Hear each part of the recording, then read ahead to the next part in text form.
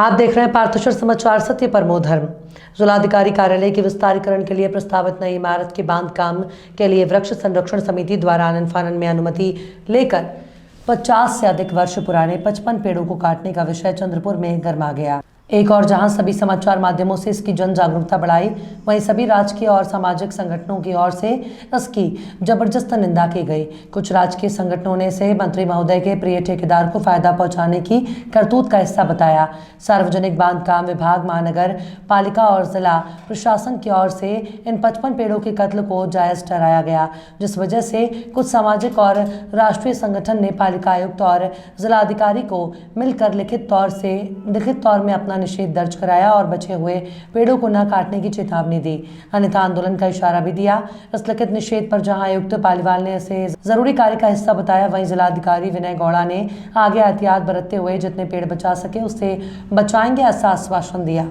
निषेध कर रहे प्रतिनिधिमंडल में शिवसेना के पूर्व जिला प्रमुख सतीश बिवगड़े, जन विकास सेना के संस्थापक पूर्व पार्षद पप्पू देशमुख, शिक्षक सेना के चंद्रपुर गढ़चिरौली प्रमुख राजेश नायडू, पूर्व पार्षद वी कांग्रेस नेता अशोक नागपुरे, ईटीवी भारत के जिला प्रतिनिधि अमित वेल्हेकर, पार्थेश्वर समाचार के नरेंद्र लाभानी के अलावा बहुत से राजकीय, सामाजिक और पत्रकार क्षेत्र से गणमान्य उपस्थित थे।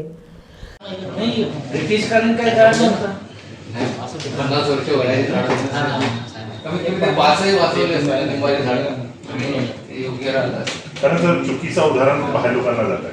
आपल्या प्रेमाचा समजा होता बिल्डिंग त्या जागेवर सोडून इथं क्योंकि बिल्डिंग की थोड़ी बहुत डिजाइन चेंज हो सकती है। अमेंडमेंट झालं ते त्याच्यामध्ये कलेक्टर साहब के आपण काही चंद्रपूरच्या जिल्हाधिकारी कार्यालयाच्या आवारामध्ये नवीन जिल्हाधिकारी इमारतीचं बांधकाम करण्यासाठी अनेक 50, 60, 70 वर्ष जुनी मोठी झाडे तोडण्यात आली अशी माहिती आम्हाला मिळाली। आम्ही सर्वांनी जाऊन ॲक्च्युअल त्या जागेवर जाऊन बघितली तेव्हा मोठ्या बुंद्याची झाडे त्या ठिकाणी तोडण्यात आली। यामुळे चंद्रपूर जिल्ह्यामध्ये व सर्व राज्यामध्ये पर्यावरणाच्या बाबतीत एक चुकीचा संदेश गेला। खरं म्हणजे ही झाडे वाचवून इमारतीचं काम करता येण्याचा प्रयत्न करायला पाहिजे होता। शासनाने सुद्धा मागच्या 2021 मध्ये 50 वर्ष जुन्या झाडांना ट्री हेरिटेज म्हणजे वृक्ष वारसाचा दर्जा देण्यात आला आहे। ते तोडण्यासाठी जी परवानगी मागण्याची प्रक्रिया आहे ती प्रक्रिया सुद्धा या प्रकरणामध्ये डावलण्यात आली। तडकाफडकी 4 दिवसामध्ये वृक्ष प्राधिकरणाची बैठक घेऊन वृक्षतोडीचा या ठिकाणी परवानगी देण्यात आली महानगरपालिकेकडून। आणि अनेक लोकांनी 6-6 महिने झाले त्यांना गरज असताना, झाड पडण्यावर आलेलं असताना मागणी करू नये, परवानगी मिळत नाही, पण 6 दिवसामध्ये विशेष बैठक घेऊन या प्रकरणामध्ये झाडं तोडण्याची परवानगी देण्यात आली, नियम डावलण्यात आले। याचा निषेध म्हणून व विरोध करण्यासाठी या शहरातील सर्व पर्यावरणवादी, सामाजिक संघटना, राजकीय सर्वपक्षीय राजकीय नेते यांचे एक प्रतिनिधी मंडळ आज आम्ही माननीय जिल्हाधिकारी यांची भेट घेतली, शिष्टमंडळ घेऊन भेट घेतली आणि त्यांना एक पत्र दिलं आणि विरोध करणारं व निषेध करणारं पत्र दिलं। आणि यापुढे जी झाडे त्या ठिकाणी आहेत ती झाडे तोडल्या जाऊ नये अशी आम्ही मागणी केली। माननीय जिल्हाधिकारी यांनी आमच्या मागणीला होकार दिला आणि यापुढे जी झाडे तिथं अस्तित्वात आहेत ते तोडल्या जाणार नाही याची काळजी घेण्याचं आश्वासनसुद्धा दिलं। आणि त्यामुळे या शिष्टमंडळाने जर या पद्धतीने झाडं तोडण्याचं पुन्हा कारवाई करण्यात आली तर मोठा विरोध चंद्रपुरातील सर्वपक्षीय संघटना, राजकीय, सामाजिक संघटनेकडून करण्यात येईल असा इशारा सुद्धा आम्ही माननीय जिल्हाधिकारी यांना दिलेला आहे। काफी कष्ट सहकर एक साहित्य पुस्तक लिखता है, वो प्रकाशित होती है, मगर हाल ही में पुस्तक खरीदारों की संख्या में बहुत कमी आई है। वैकल्पिक रूप होने से पाठकों की संख्या कम हो रही है। फिर साहित्य नई पीढ़ी तक कैसे पहुंचे, ये सोचने का विषय है और उम्मीद है कि बदलते समय और तकनीक को देखते हुए भविष्य में किताबें एक नए रूप में आए। ऐसा वन और सांस्कृतिक कार्य मंत्री और चंद्रपुर जिले के पालक मंत्री सुधीर मुनगंटीवार ने आज 68वें विदर्भ साहित्य सम्मेलन का उद्घाटन करते हुए समारोह में व्यक्त किए। इस अवसर पर बैठक के अध्यक्ष वरिष्ठ साहित्यकार वीएस जोग गोंडवाना, विश्वविद्यालय के कुलपति डॉक्टर प्रशांत बोकारे, विधायक अभिजीत वंजारी, पूर्व कुलपति डॉक्टर वेद प्रकाश मिश्रा, एडवोकेट फिरदौस मिर्जा, श्रीधर काले, रविंद्र शोभाने, पूर्व विधायक सुदर्शन निमकर, श्रीराम काबले, इकोप्रो के अध्यक्ष बंडू धोत्रे, अशोक जगतोड़े, प्रशांत पोट दुखे, विदर्भ साहित्य संघ के अध्यक्ष प्रदीप दाते, सूर्यांश के अध्यक्ष इरफान शेख, पूर्व कुलपति कीर्तिवर्धन दीक्षित आदि मंच पर मौजूद थे। इस समय मुनगंटीवार ने कहा कि आज़ादी के आंदोलन में चंद्रपुर का बहुत बड़ा योगदान रहा। राष्ट्रसंत तुकडोजी महाराज के खंजीरी से क्रांति हुई। बर्लिन रेडियो पर चिमुर की स्वतंत्रता की घोषणा की गई। सौभाग्य की बात है कि ऐसे चंद्रपुर जिले में साहित्य सम्मेलन हो रहा है। उन्होंने आशा व्यक्त की है कि साहित्य सम्मेलन से विभिन्न संगोष्ठियों के माध्यम से चिंतन किया जाएगा। मानसिक प्रदूषण को दूर करने के लिए साहित्य महत्वपूर्ण हो जाता है। उसके लिए विदर्भ साहित्य संघ की बहुत बड़ी जिम्मेदारी है। विदर्भ जो भारत माता की हृदय भूमि है, साहित्य की एक अत्याधुनिक रचना करेगा। उन्होंने ये भी कहा कि ये साहित्य सम्मेलन एक ऊर्जावान केंद्र बने। इस अवसर पर मंत्री सुधीर मुनगंटीवार ने साहित्य और सामाजिक क्षेत्र में महत्वपूर्ण योगदान देने वाले गणमान्य व्यक्तियों का सम्मान किया। इसमें प्राचार्य मदन धनकर, डॉक्टर शरद चंद्र सालफले, डॉक्टर अशोक जिफ्तोड़े, बंडू धोत्रे शामिल थे। प्रस्तावित डॉक्टर प्रमोद काटकर ने और संचालन राम गोवलकर ने किया।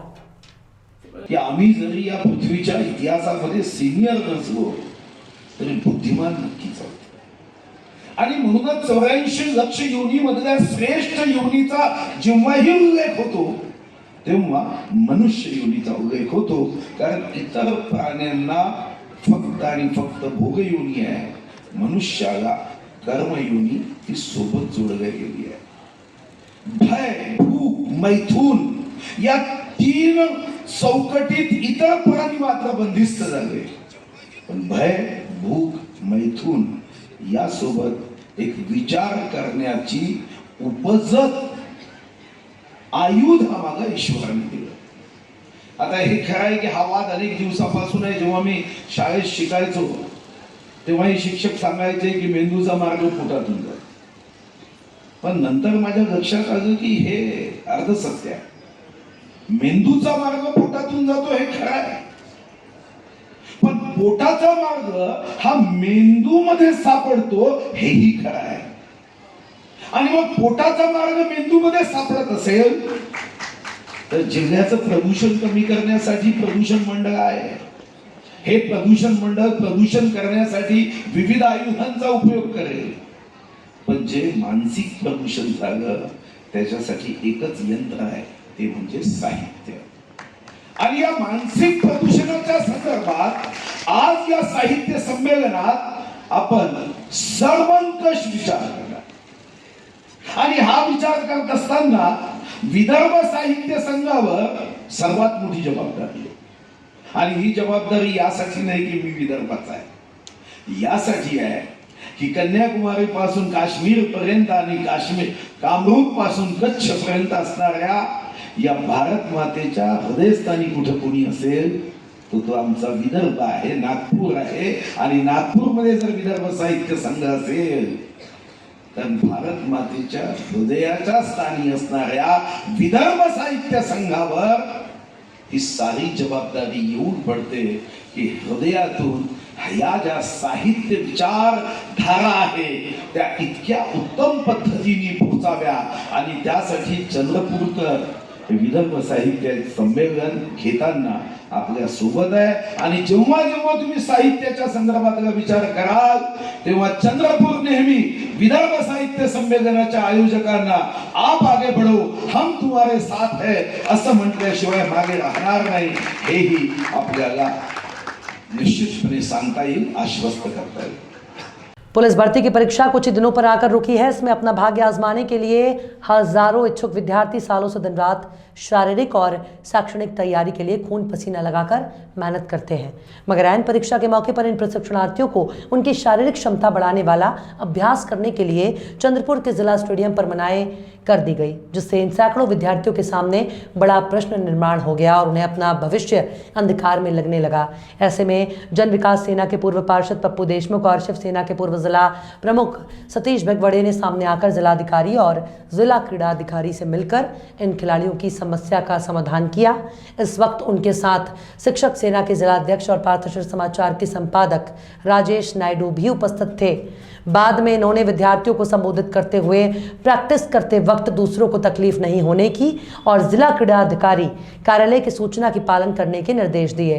पप्पू देशमुख, सतीश भगवड़े और राजेश नायडू ने जिलाधिकारी और जिला क्रीड़ा अधिकारी का अनुमति देने के लिए धन्यवाद प्रकट किया। वहीं सारे खिलाड़ियों ने इन तीनों का उनके सहयोग के लिए आभार भी प्रकट किया। बेटा तुझं नाव सांग आणि तुमचा काय प्रॉब्लेम होता मुद्दा इकडे आणि आता काय स्टेटस आहे ते सांग। सध्या क्रीडा स्पर्धा चालू आहेत. माझं नाव शंकर रामभाऊ सुनुलकर. मी राजुरावरून इथं प्रॅक्टिस करण्यासाठी आलो आहे आणि इथं आता सध्या परिस्थितीमध्ये क्रीडा स्पर्धा चालू आहे आणि क्रीडा संकुल बंद होतं, तर सरांनी क्रीडा संकुल चालू करण्यासाठी आम्हाला मदत केली, त्यांचे आभार. बेटा तुझं नाव सांग, तुम्हाला काय इश्यूज होते ते सांग आणि आता तुमचा प्रॉब्लेम कसा सॉल्व्ह झाला आहे ते सांगशील. माझं नाव प्रगती सिद्धार्थ पगड. आम्ही इथे दररोज प्रॅक्टिस करायला येत होतो. अचानक इथे क्रीडा चालू झाल्यामुळे आमची प्रॅक्टिस बंद झाली. त्यामुळे आम्हाला रोड रनिंग करावं लागत होता आणि आम्हाला त्रास होत होता, कारण आता तोंडावरच भरती आहे. त्यासाठी पप्पू भाऊ यांनी आम्हाला मदत केली आणि जिल्हाधिकारी यांच्याकडे निवेदन देऊन आमचा प्रश्न सोडवला. याबद्दल त्यांचे आभार. पप्पू भाऊ, या मुलांचे स्पोर्ट्समनचे काय इश्यू होते आणि तुम्ही त्यासाठी काय प्रयत्न केलेला आहे?